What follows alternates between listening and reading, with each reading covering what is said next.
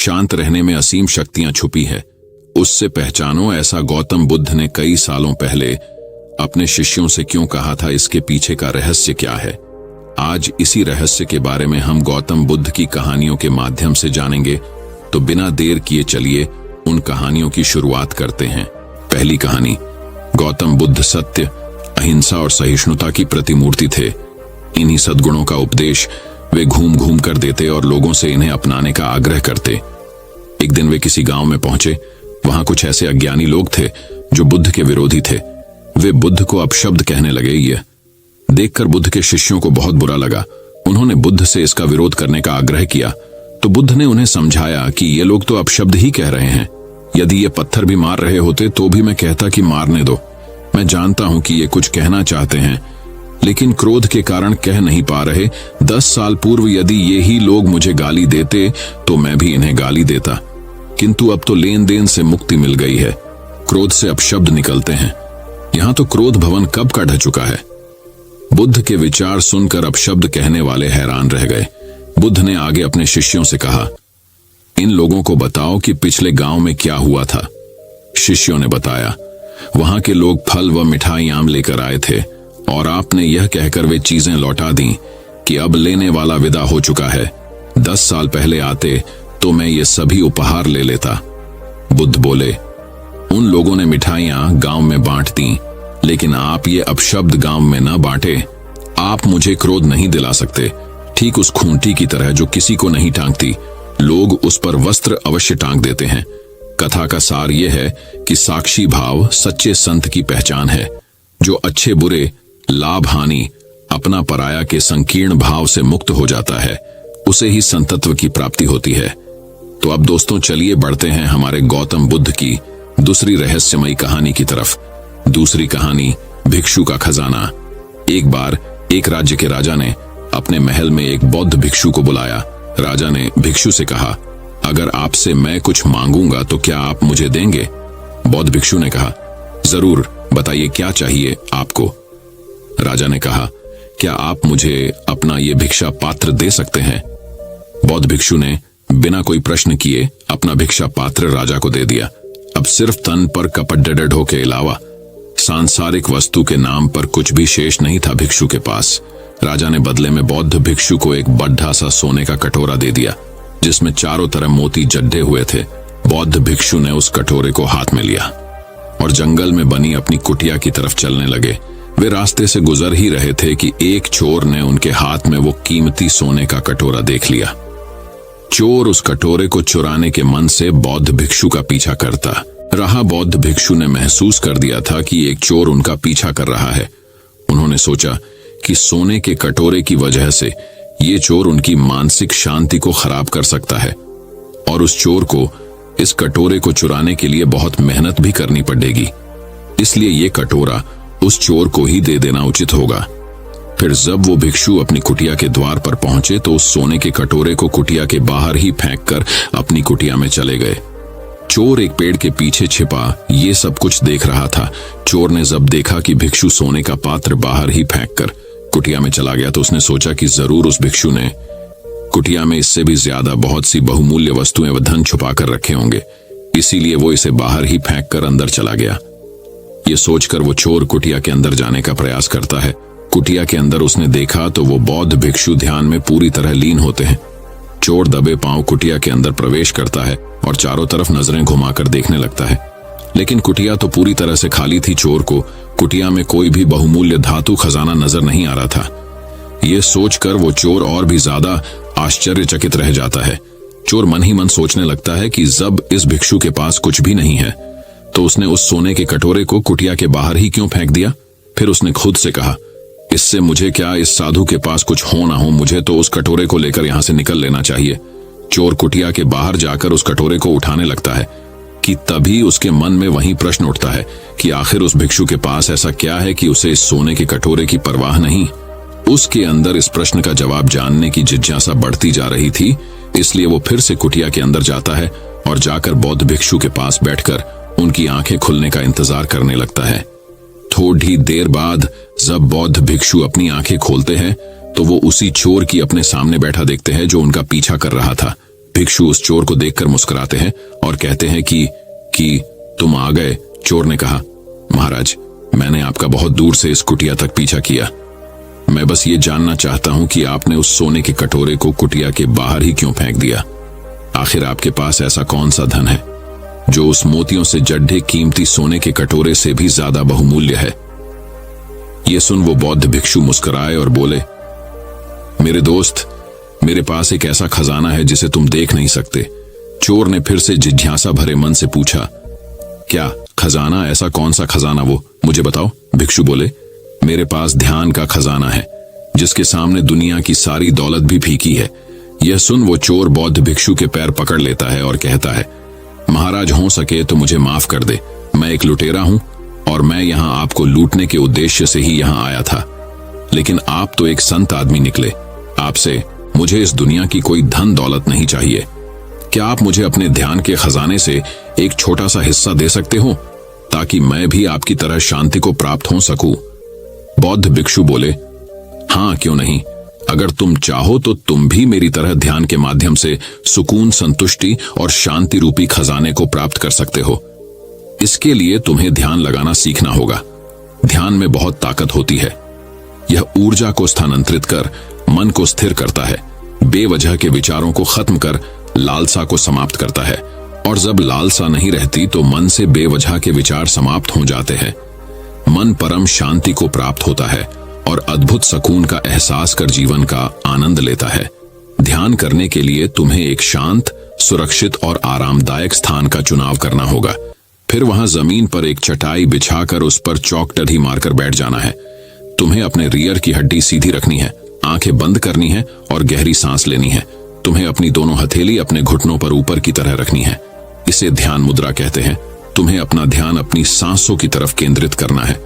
तुम्हारी सांसें जितना ज्यादा छोटी और गहरी होती जाएंगी, तुम उतना ही ज्यादा ध्यान के सागर में डूबते जाओगे। तुम्हें अपनी हर एक आने जाने वाली सांस पर ध्यान केंद्रित करना है। अगर तुम्हारे मन में बार बार विचार आ रहे हैं तो इसका मतलब तुम सांसों की तरफ ध्यान केंद्रित नहीं कर रहे। धीरे धीरे तुम्हारे मन से विचार समाप्त होते होते शून्य हो जाएंगे। मन बहुत हल्का महसूस होगा। यह ध्यान का वह स्तर होगा जब तुम्हें परम शांति और आनंद की अनुभूति होने लगेगी। यही गहरे ध्यान की अनंत अवस्था है। यह 1 या 2 दिन में नहीं होगा। इसका प्रयास तुम्हें रोज करना होगा। चोर ने अब चोरी, डाका छोड़ रोज नियमित रूप से ध्यान लगाना शुरू कर दिया। कुछ ही दिनों में चोर को स्वयं में बहुत परिवर्तन नजर आया। उसे अपने अंदर सकारात्मक ऊर्जा का एहसास होने लगा। चोर का जीवन पूरी तरह से बदल चुका था। तो उम्मीद करता हूं कि आपको यह कहानी पसंद आई होगी। तो चलिए बढ़ते हैं हमारी तीसरी गौतम बुद्ध की रहस्यमयी कहानी की तरफ। तीसरी रहस्यमयी कहानी, महात्मा बुद्ध और व्यापारी। यह कहानी हमें यही शिक्षा देती है कि बिगड़ती परिस्थितियों में भी थोड़ी समझदारी दिखाई जाए तो संबंध जीवन भर बने रहेंगे। एक बार की बात है, मगध के व्यापारी को व्यापार में बहुत लाभ हुआ।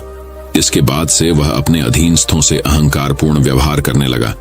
व्यापारी का अहंकार इतना प्रबल था कि उसके देखते हुए उसके परिजन भी अहंकार के वशीभूत हो गए। जब सभी के अहंकार आपस में टकराने लगे तो घर का वातावरण नर्क की तरह हो गया। दुखी होकर एक दिन वह व्यापारी भगवान बुद्ध के पास पहुंचा और बोला, भगवान, मुझे इस नर्क से मुक्ति दिलाइए। मैं भी भिक्षु बनना चाहता हूं। भगवान बुद्ध गंभीर स्वर में बोले, अभी तुम्हारे भिक्षु बनने का समय नहीं आया है। उन्होंने कहा कि भिक्षु को पलायनवादी नहीं होना चाहिए। जैसे व्यवहार की अपेक्षा तुम दूसरों से करते हो, स्वयं भी दूसरों के प्रति वैसा ही व्यवहार करो। ऐसा करने से तुम्हारा घर ही मंदिर बन जाएगा। उस व्यापारी ने भगवान बुद्ध की सीख को अपनाया और घर का वातावरण स्वतः बदल गया। सीख, आप दूसरों के साथ वह व्यवहार न करो जो तुम्हें अपने लिए पसंद नहीं। व्यापारी का अहंकार इतना प्रबल था कि उसके देखते हुए उसके परिजन भी अहंकार के वशीभूत हो गए थे। तो अब दोस्तों, चलिए बढ़ते हैं हमारे गौतम बुद्ध की चौथी कहानी की तरफ। चौथी कहानी, एक बार 3 आदमी सुबह की सैर के लिए निकले। उन्होंने पहाड़ी पर एक बौद्ध भिक्षु को खड़ा देखा और उनके पास करने के लिए कुछ नहीं था और वे बस चर्चा करने लगे कि वह व्यक्ति क्या कर रहा है। एक ने कहा, जहां तक मैं यहां से देख सकता हूं वह किसी की प्रतीक्षा कर रहा है और उसका इंतजार कर रहा है। शायद कोई दोस्त पीछे छूट गया है और वह उसकी प्रतीक्षा कर रहा है। दूसरे आदमी ने कहा, उसे देखकर मैं आपसे सहमत नहीं हो सकता क्योंकि जब कोई अपने पीछे छूटे हुए मित्र की प्रतीक्षा कर रहा होता है तो कभी कभी वह पीछे मुड़कर देखता है कि वह अभी तक आया है या नहीं और कितनी देर तक आया है। इंतजार करना होगा। लेकिन ये आदमी कभी पीछे मुड़कर नहीं देखता, वह बस वहीं खड़ा रहता है। मुझे नहीं लगता कि वह किसी से उम्मीद कर रहे हैं। मेरी भावना यह है कि इन बौद्ध भिक्षुओं के पास गायें हैं। जापान में उनके पास सुबह की चाय के लिए दूध के लिए एक गाय होती है, अन्यथा आपको सुबह सुबह एक कप चाय के लिए भीख मांगने जाना पड़ेगा। और भिक्षु दिन में कम से कम 5-6 बार चाय पीते हैं। ऐसा करना लगभग एक धार्मिक चीज है, क्योंकि चाय आपको जागृत, सतर्क, अधिक सचेत रखती है। इसलिए वे मठ में एक गाय रखते हैं। दूसरे आदमी ने कहा, मुझे ऐसा लग रहा है कि उसकी गाय कहीं खो गई है, चरने गई होगी और वह बस गाय को ढूंढ रहा है। तीसरे आदमी ने कहा, मैं सहमत नहीं हो सकता, क्योंकि जब कोई गाय खोजता है तो उसे मूर्ति की तरह खड़े होने की जरूरत नहीं है। आपको घूमना होगा, आपको इस तरफ और उस तरफ जाकर देखना होगा। वह अपना चेहरा भी इधर उधर नहीं हिलाते। उसके चेहरे का तो कहना ही क्या, उसकी आंखें भी आधी बंद हैं। वे उस आदमी के करीब आ रहे थे ताकि वे उसे और अधिक स्पष्ट रूप से देख सकें। फिर तीसरे आदमी ने कहा, मुझे नहीं लगता कि आप सही हैं। मुझे लगता है वह ध्यान कर रहे हैं, लेकिन हम कैसे तय करें कि कौन सही है? उन्होंने कहा, कोई दिक्कत नहीं है, हम बस उसके करीब आ रहे हैं, हम उससे पूछ सकते हैं। पहले आदमी ने भिक्षु से पूछा, क्या आप किसी ऐसे मित्र की प्रतीक्षा कर रहे हैं जो पीछे छूट गया है? बौद्ध भिक्षु ने अपनी आंखें खोली और कहा, उम्मीद? मैं कभी कोई अपेक्षा नहीं रखता। किसी भी चीज की अपेक्षा करना मेरे धर्म के विरुद्ध है। उस आदमी ने कहा, हे भगवान, उम्मीद करना भूल जाओ, बस मुझे बताओ, क्या आप इंतजार कर रहे हैं? उन्होंने कहा, मेरा धर्म सिखाता है कि आप अगले सेकंड के बारे में भी निश्चित नहीं हो सकते। मैं कैसे इंतजार कर सकता हूं? इंतजार करने का समय कहां है? मैं इंतजार नहीं कर रहा हूं। उस आदमी ने कहा, अपेक्षा करना, प्रतीक्षा करना भूल जाइए। मैं आपकी भाषा नहीं जानता, बस मुझे बताओ, क्या तुमने कोई दोस्त छोड़ा है? उन्होंने कहा, फिर वही बात, दुनिया में मेरा कोई दोस्त नहीं है, दुनिया में मेरा कोई दुश्मन नहीं है, क्योंकि वे दोनों एक साथ आते हैं। आप एक को सुलझाकर दूसरे को नहीं छोड़ सकते। क्या तुम नहीं देख सकते कि मैं एक बौद्ध भिक्षु हूं? न मेरा कोई शत्रु है, न मेरा कोई मित्र है, और तुम कृपया दफा हो जाओ, मुझे परेशान मत करो। दूसरे आदमी ने सोचा, अब मेरे लिए आशा है। उन्होंने कहा, यह तो मैंने उनसे पहले ही कहा था कि आप बकवास कर रहे हैं। वह प्रतीक्षा नहीं कर रहा है, अपेक्षा नहीं कर रहा है। वह एक बौद्ध भिक्षु है, उसका कोई मित्र नहीं, कोई शत्रु नहीं। आप ठीक कह रहे हैं। मुझे ऐसा लग रहा है कि आपकी गाय खो गई है। भिक्षु ने कहा, तुम पहले आदमी से भी अधिक मूर्ख हो। मेरी गाय? बौद्ध भिक्षु के पास कुछ भी नहीं होता, और मैं किसी और की गाय की तलाश क्यों करूं? मेरे पास कोई गाय नहीं है। वह आदमी बहुत शर्मिंदा लग रहा था, क्या करें? तीसरे आदमी ने सोचा, अब एकमात्र संभावना वही है जो मैंने कहा है। उन्होंने कहा, मैं देख सकता हूं कि आप ध्यान कर रहे हैं। भिक्षु ने कहा, बकवास, ध्यान कोई गतिविधि नहीं है। एक ध्यान नहीं, एक ध्यान है। आपको सच बताऊं ताकि आप सभी लोग भ्रमित ना हो, मैं कुछ नहीं कर रहा हूं। यहां खड़े रहना, कुछ न करना, क्या यह आपत्तिजनक है? उन्होंने कहा, नहीं, यह आपत्तिजनक नहीं है, इसका हमें कोई मतलब नहीं है। यहां खड़े रहना, कुछ नहीं करना। लेकिन उन्होंने कहा, ध्यान यही है, बैठना और कुछ नहीं करना, न अपने शरीर से न अपने मन से। तो दोस्तों, चलिए बढ़ते हैं हमारे 5वीं कहानी की तरफ। 5वीं कहानी एक दिन की बात है। भिक्षु संघ ने भगवान बुद्ध से पूछा, भगवान, दुनिया के प्रमाद में पड़े हुए हैं क्या पहचान? भगवान बुद्ध ने उस समय कोई उत्तर नहीं दिया और अन्य बातें करते रहे। अगले दिन कुंडिया राज्य की राजकुमारी सुप्पावासा के यहाँ उनका भोजन था। सुप्पावासा 7 साल तक गर्भ धारण करने का कष्ट भोगती रही।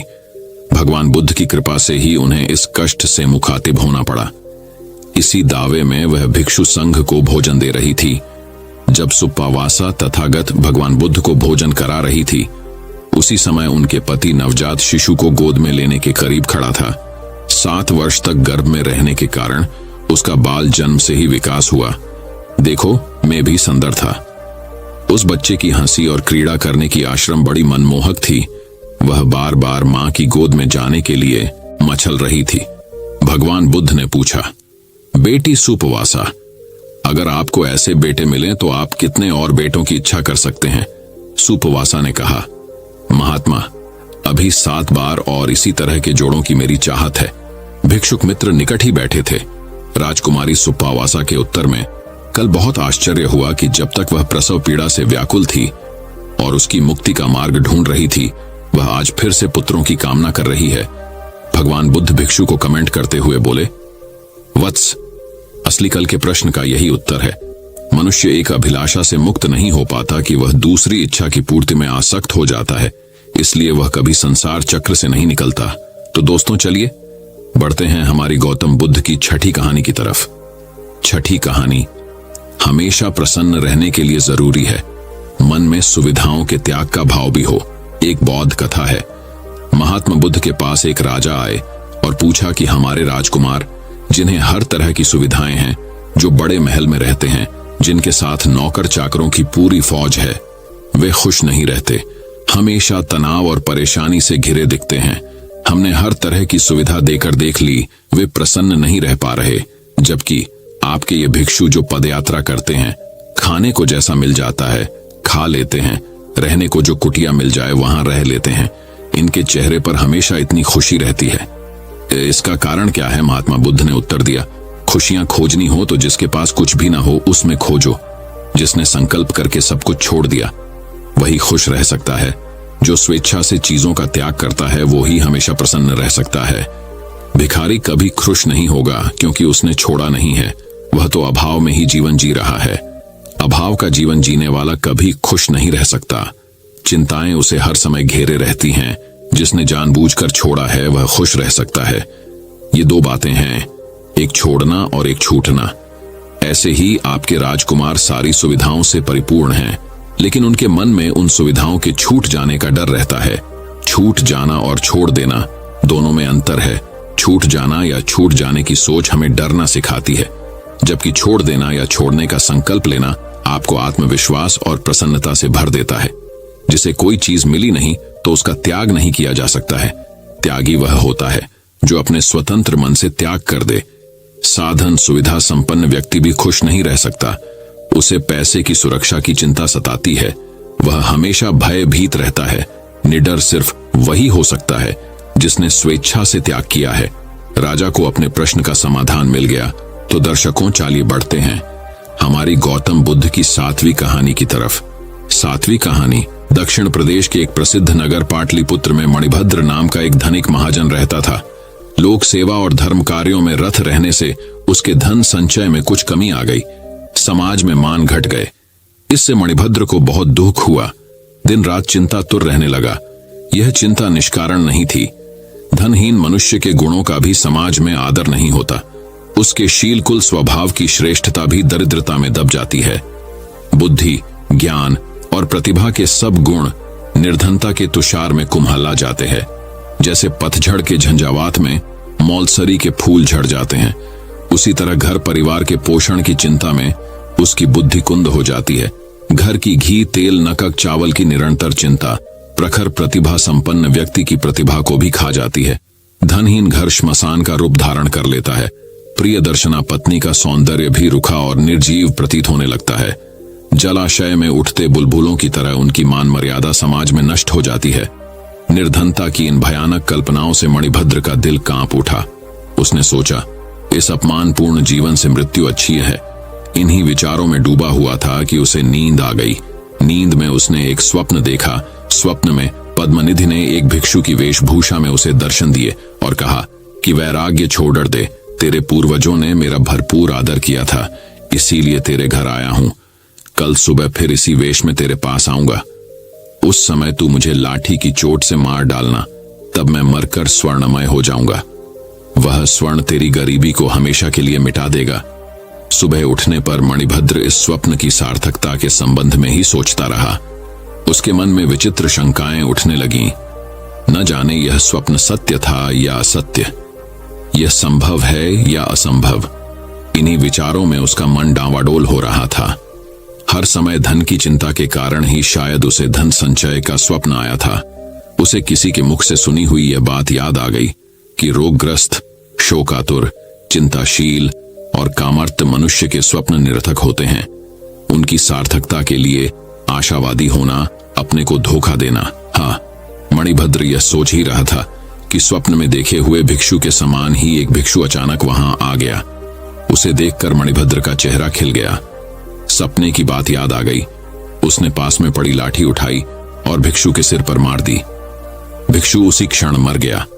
भूमि पर गिरने के साथ ही उसका सारा शरीर स्वर्णमय हो गया। मणिभद्र ने उसका स्वर्णमय मृतदेह छिपा लिया, किंतु उसी समय एक नाई वहां आ गया था। उसने यह सब देख लिया था।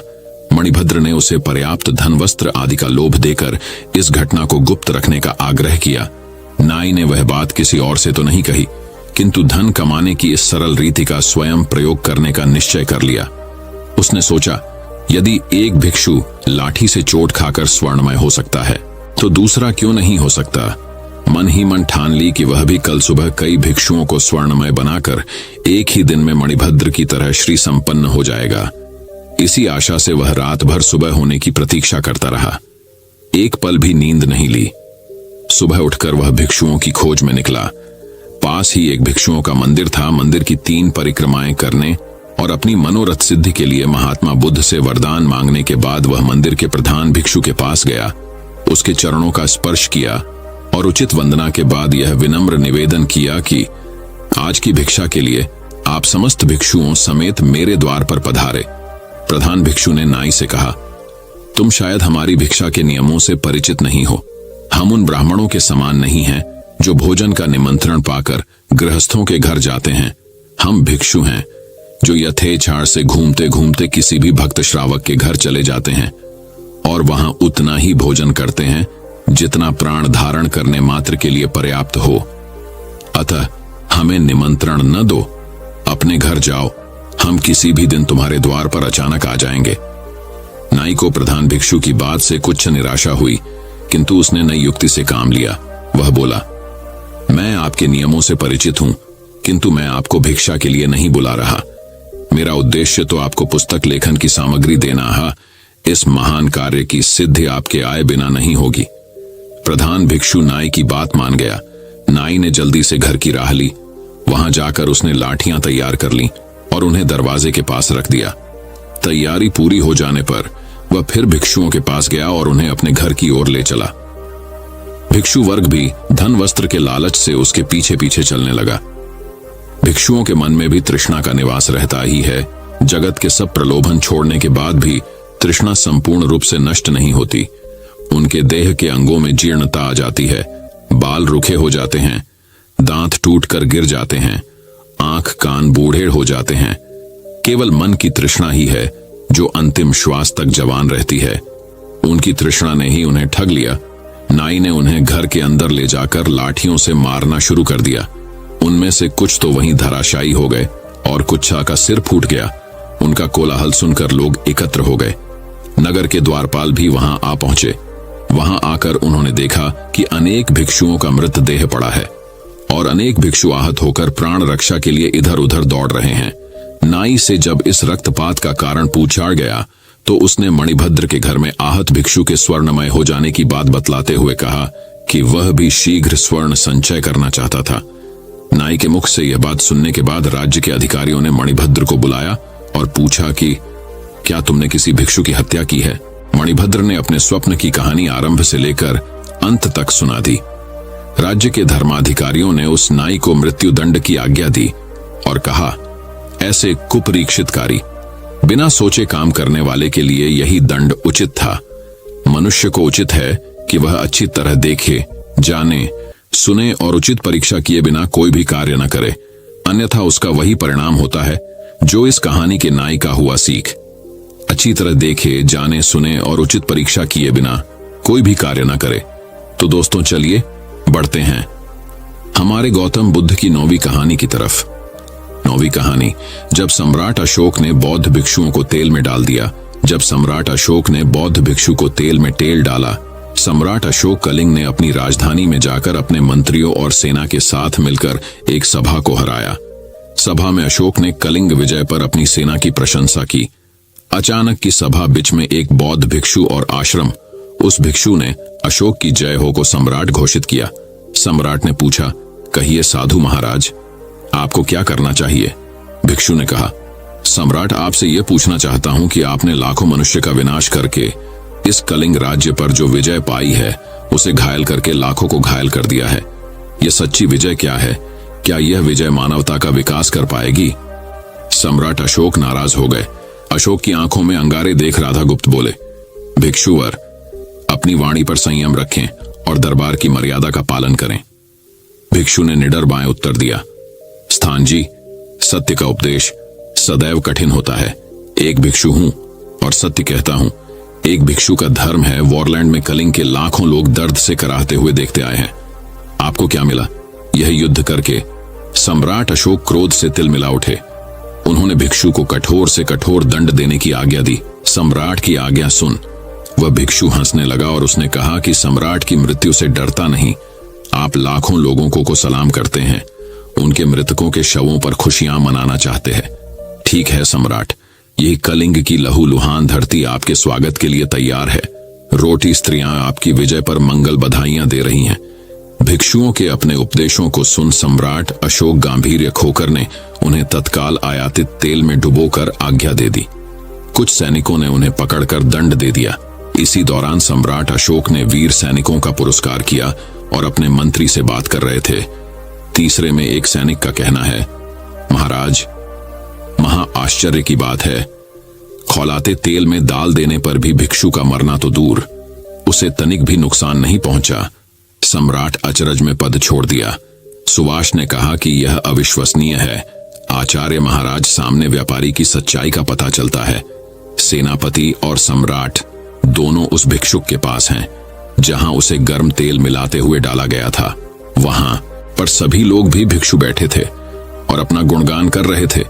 सम्राट ने देखा तेल आग की लपटों को बहुत खूब खौलाया जा रहा था और वह भिक्षुक नेत्र बंद करके समाधि लगाए हुए थे और उनके मुख से नमो बुद्धाय के उच्चारण में क्रांति आ रही थी। उस गर्म तेल से उसके शरीर पर जरा सी भी खराबी नहीं आ रही थी। सम्राट के मन में उसके लिए श्रद्धा उत्पन्न हो गई।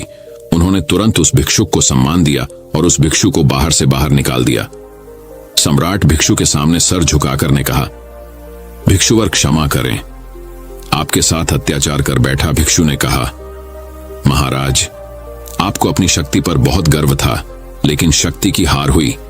आप तलवारों से लोग अपने साम्राज्य का विस्तार तो कर सकते हैं, लेकिन किसी मनुष्य का हृदय जीत नहीं सकते। उनके विचार पर आप नहीं टिक सकते। हिंसा से हिंसा उत्पन्न होती है और मानवता का नाश होता है। तुम मनुष्य को सुख और शांति नहीं दे सकते। अपने साम्राज्य को बढ़ाने के लिए ज्ञान को न सताओ, प्रेम और दया से मनुष्य के हृदय को जीतो।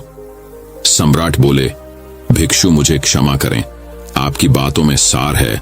आप जो बता रहे हैं कि डॉयन राक्षस को भी मानव निर्मित किया जा सकता है, आज से अपनी नीति में बदलाव करें।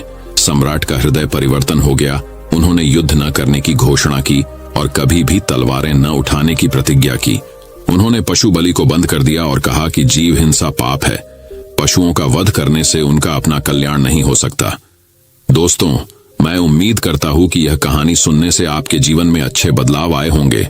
आपको इस वीडियो से क्या सीखने मिला, ये कमेंट करके जरूर बताएं और अपने परिवार, दोस्तों या आपके करीबी इंसान के साथ ये कहानी शेयर करके उन्हें भी इस ज्ञान से परिचित करवाएं। बाकी अगर आपको ये वीडियो दिल से अच्छी लगी हो तभी इस वीडियो को लाइक कर देना और आपने अब तक इस चैनल को सब्सक्राइब न किया हो तो चैनल को सब्सक्राइब भी जरूर कर देना। आपका हर दिन शुभ हो और खुशियों से आपका जीवन भरा रहे। धन्यवाद। नमो बुद्धाय।